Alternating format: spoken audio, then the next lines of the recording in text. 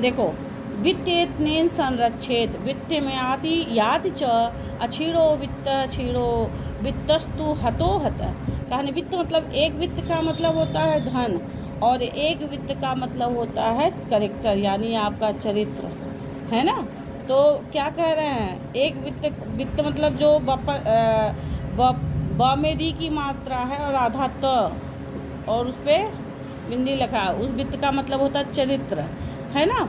और बप्पा छोटी मतलब भी आधा त पूरा त, ये क्या हो गया, वित्त यानी धन। तो कहने का मतलब होता है वित्त इतने संरक्षित, यानी हमें अपने चरित्र की क्या करनी चाहिए, यत्न पूर्वक रक्षा करना चाहिए।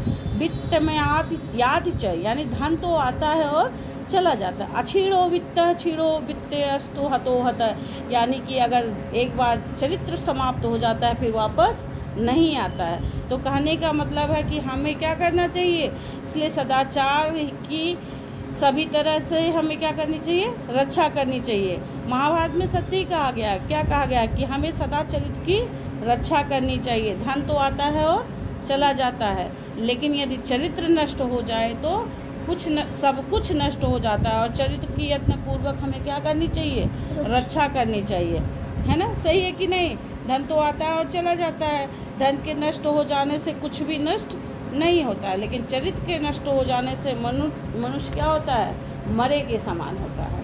समझ में आया। धन्यवाद।